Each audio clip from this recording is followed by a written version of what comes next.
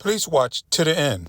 Comment and respond to other people's comments. A Fort Worth man tonight facing a murder charge after police say he shot and killed a driver all out of road rage, starting from a honked horn. 22-year-old Kobe Burkhart has now been charged with shooting and killing 62-year-old Ricky Langs. All this started at a roundabout right off East Rosedale. Investigators say Langs honked at Burkhart. Moments later, both drivers were stopped at a red light, and that is when police say Burkhart shot twice at Langs' car. He took off onto East Loop 820, they say, and ended up crashing. He died after being rushed to the hospital. Detectives found that Burkhart's car was at his home under a tarp, and the gun they think was used was also found nearby. Fort Worth police say the man arrested for a deadly road rage shooting tried to cover his tracks before admitting eventually to the crime. Kobe Burkhart is charged with murder. Police say dash camera footage showed him shooting and killing the victim.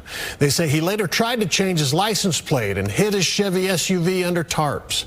Fox 4's Amelia Jones is live with the details of his arrest and reaction from the victim's family. Amelia. Steve, the family didn't even know Ricky Langs had a dash cam in his car, but they're grateful he did because they don't know if the suspect would have been caught without it. Fort Worth police arrested 22-year-old Kobe Burkhart, charging him with murder for a road rage shooting last week. A dash camera from victim Ricky Langs' car captured the shooting. It shows Langs honking at the suspect Kobe Burkhart in a roundabout. Then later, at a stoplight, Burkhart pulled up beside Langs, and 2 gunshots could be heard. Langs lost control of his car and crashed into a median near the northbound lanes on East Loop 820. And it's just sad because you just took an innocent man's life over a honk, and he went on about his business, and you're still trailing him. Langs' daughter, Shelby Johnson, says she had no idea her dad had a dash camera in his car. I never knew that he did, and I thank God that he did have a dash cam in his car, because we probably wouldn't have known this soon who was the person that did it. Court documents show the dash camera footage led police directly to Burkhart. Police say he replaced the license plates on his Chevy Equinox, and his mom brought him a blue tarp to hide it from police. After his arrest, Burkhart claimed Langs had a gun. However, he couldn't describe the gun other than, quote, it was probably black.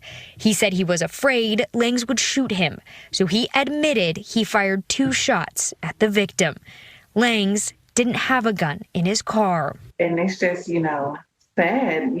You're just now starting your life, and now look, you're just not going to have a life to live now because you're going to be locked up. The hardest part for Johnson is hearing what the dash camera caught after her dad was shot. It broke me down because I can just hear him, in my head, his voice just saying, I've been shot, and there's no one there to help me.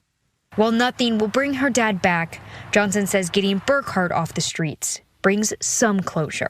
Them finding his killer won't bring him back to us, but justice has been served, and I'm grateful for the investigators and how they took time and, did everything and came to the conclusion who it was.